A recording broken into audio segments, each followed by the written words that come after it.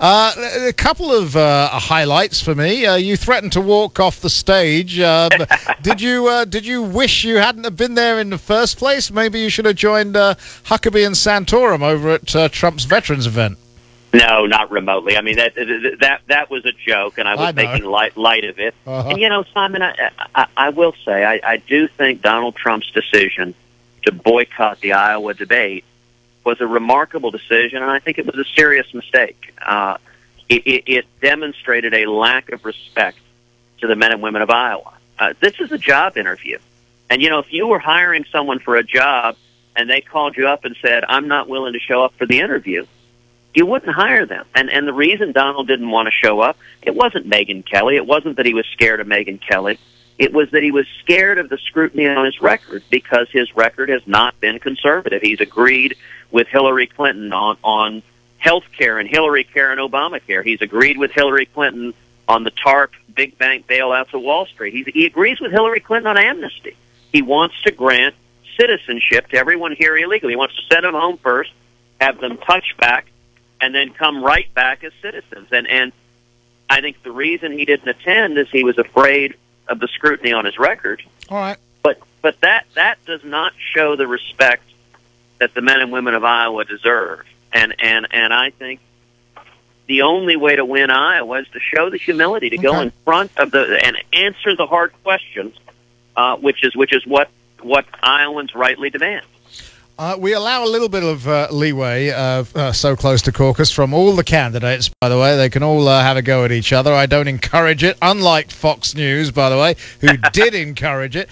And we'll allow a little bit of leeway, and I don't want to goad you into doing any more of it, because you rightly point out, there are some very serious issues that we have to face as a nation.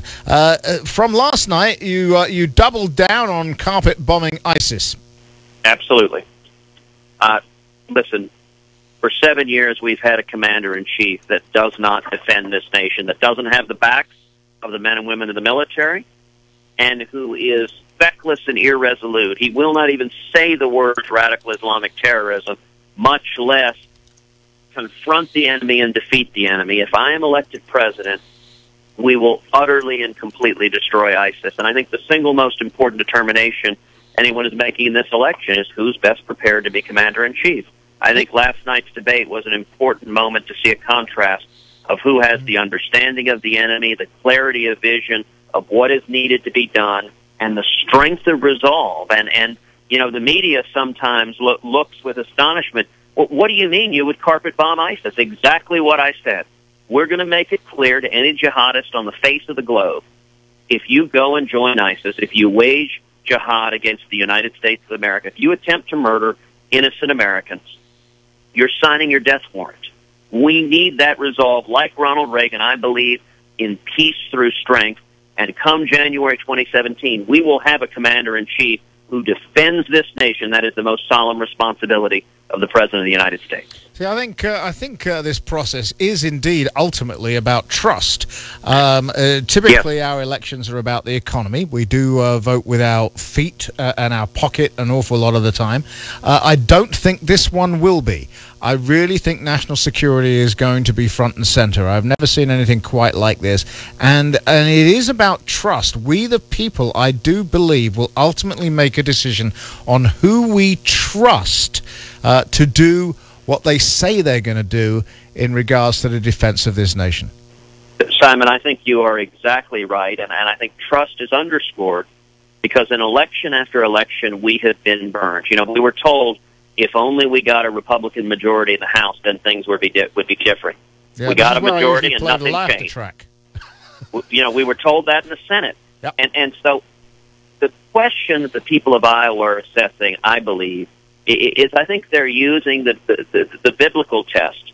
You shall know them by their fruits. And we're tired of campaign conservatives.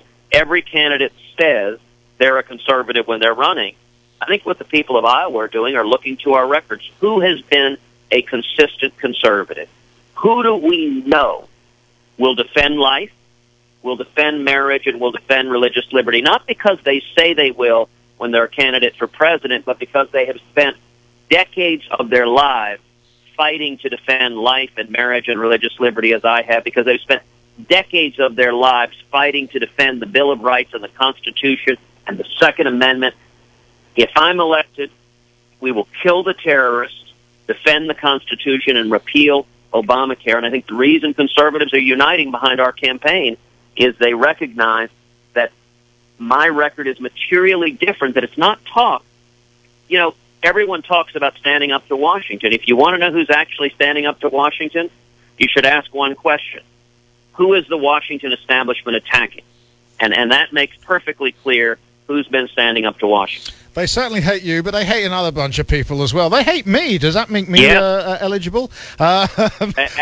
Absolutely, Simon, and it's why we're marching side by side against the corruption in Washington. We are talking to Senator Ted Cruz. We're having a very interesting conversation on all kinds of things right now. So one of the most important things that the next president of the United States is going to do is going to be appointing at least 2, possibly as many as 4 Supreme Court justices. Is President Obama on your short list?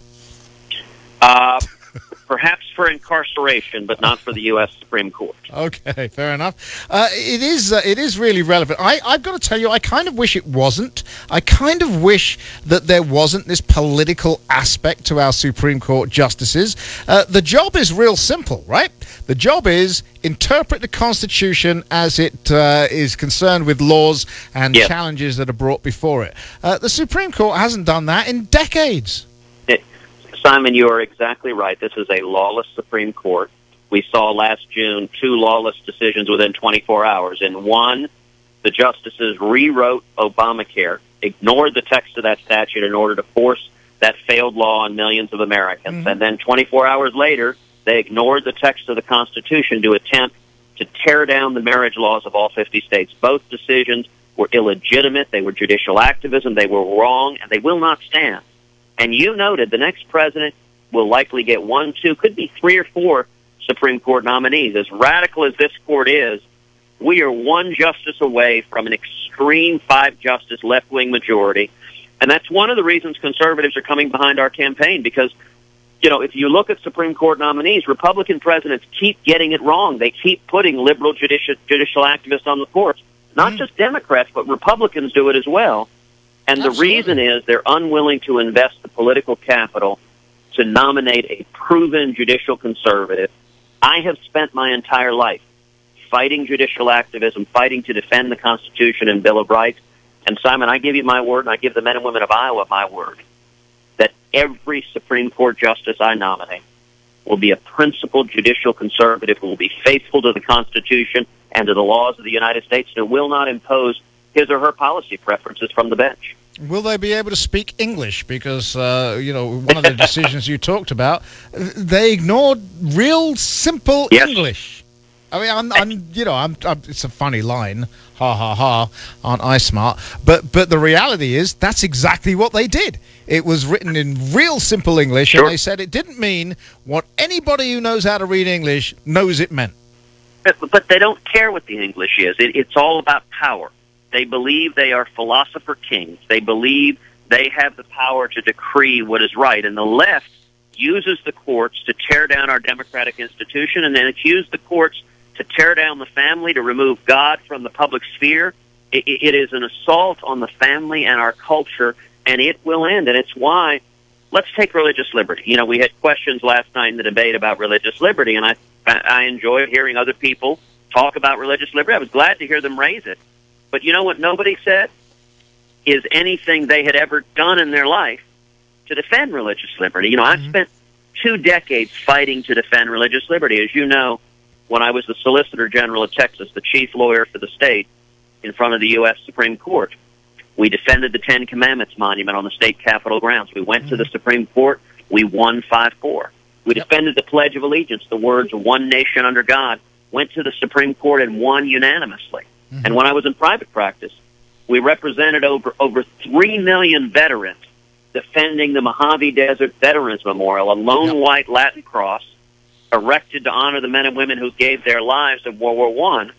We went to the Supreme Court and we won 5-4. And we need a president with a proven record of fighting to defend religious liberty. And the only person on that stage that has that proven record is me.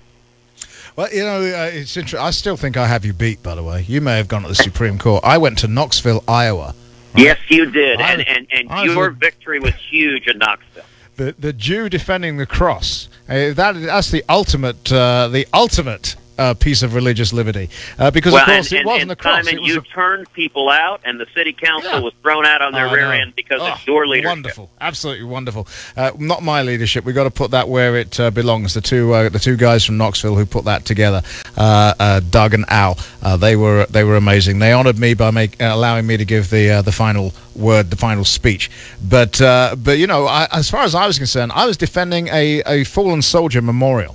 Yeah, it's a grave. If you've seen it, it's a grave which happens to be marked by a cross. You know what's really interesting to me, Senator, because we had the people from D.C. who'd never set foot in Washington, from Washington in Knoxville, Iowa, on my show. We had him on the show, and he admitted he'd never set foot in it. And I said, you know, why do you pick on little Knoxville? We all know the answer. Why don't you go after Arlington National Cemetery?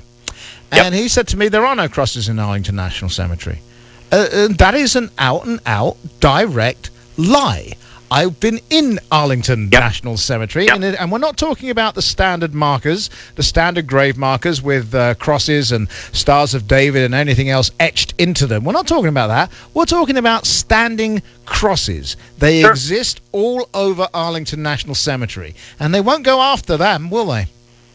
Well, they haven't yet, but they will. You want to know the stakes of this election?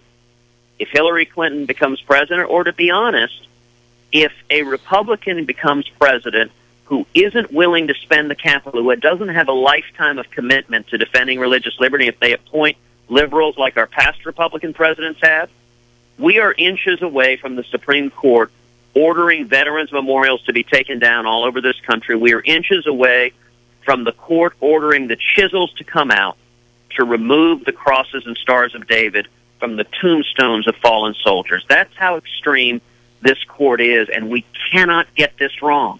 That's why I would urge every one of your listeners, you know, we are 80 hours away from the Iowa caucuses, just 80 hours. The media noise doesn't matter anymore. The national media that wants a liberal as president, they don't matter. It's the men and women of Iowa, and I would encourage every one of your listeners, examine our records, and then I would ask you to pray on it. Seek God's guidance. Follow the teachings of 2 Chronicles 7:14. If we humble ourselves and pray, God will hear our prayer and heal this land. And then I ask every one of your listeners, please, Monday night, come out and caucus for us. Bring your friends. Bring your family. Bring as many people as you can load up into your truck. Come out and caucus. Iowa has the chance to do something that has not happened in a long, long time. Let me tell you something amazing, Simon. If you define as a Reaganite anybody who supported Ronald Reagan in the 1980 primary, then the Republican Party has not nominated a Reaganite for president since 1984. Every person we nominated since 84 opposed Reagan in the 1980 primary. I'm 45 years old. I have never once had the opportunity to vote for a Reaganite on the general election ticket in my entire life. We have the opportunity, Iowa has the opportunity to say, let's nominate and elect a true Reagan conservative who will be faithful to the Constitution, who will defend life and marriage and religion, defend our values and keep us safe. And we're 80 hours away from Iowa speaking loudly and clearly that we want to get back to the Judeo-Christian values that built this country. I'm getting ready to let you go because I know I have to. There's just a couple of more quick things, and they can be quick things. It's up to you. It depends how long you talk, so I'm not going to get in trouble with your staff. So first of all, National Review, of course, they came out. They wrote this hit piece on Trump. I don't want you to comment particularly on the Trump aspect of it. A lot of those people have since come out and endorsed you, but you just invoked Reagan. That same National Review attacked Reagan when he was running. How much attention should we pay to them? Oh, look, different media outlets have been good and bad at different times, and there are a lot of good people at National Review who I like and respect. But you do now. What the people of Iowa should do is assess the records. Listen, Donald Trump is someone I like and respect. He is engaged in a lot of personal insults my direction. I have not responded in kind. I don't intend to. But I will point out his record is not conservative. Donald spent 60 years of his life supporting partial birth abortion. Donald today advocates for Bernie Sanders-style socialized medicine. It's Hillary care, Obamacare, and Trump care.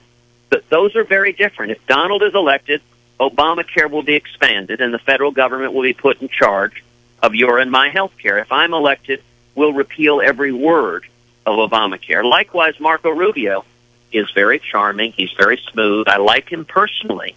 But his record has not been conservative. Marco Rubio stood with Barack Obama and Chuck Schumer, leading the fight for amnesty. I stood with Steve King and Jeff Sessions and defeated the Rubio-Schumer amnesty bill. And I would note, by the way, both Marco Rubio and Donald Trump have the very same view on marriage. After the Supreme Court's lawless marriage decision, Marco Rubio, Donald Trump, and Hillary Clinton all came out and said it's the settled law of the land. We must surrender, move on, and accept it. I profoundly disagree with that. Those are Barack Obama's talking points, and there's a reason the National Organization of Marriage is supporting my campaign. There's a reason Dr. James Dobson and Bob Vander Plaats and Steve King are supporting my campaign, because I believe we need a Republican who isn't afraid to defend marriage, who will defend the basic values of the family that are under assault. And so this is a choice for the men and women of Iowa. Do you want a Republican nominee who gives up on our values, or do you want a nominee who will defend the traditional American values that built this nation? All right.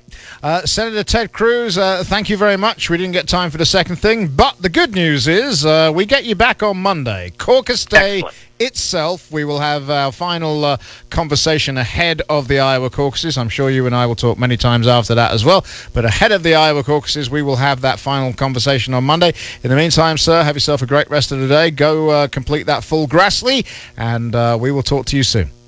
Thank you, Simon. God bless. And for anyone wanting to join us on our bus tour, you can get the details at tedcruz.org, tedcruz.org. We are crisscrossing the state of Iowa for the next 80 hours right until the caucuses Monday night. There you go, tedcruz.org. We let all the candidates put out their websites. Ted Cruz, thank you very much, Senator. Appreciate it. Thanks. God bless.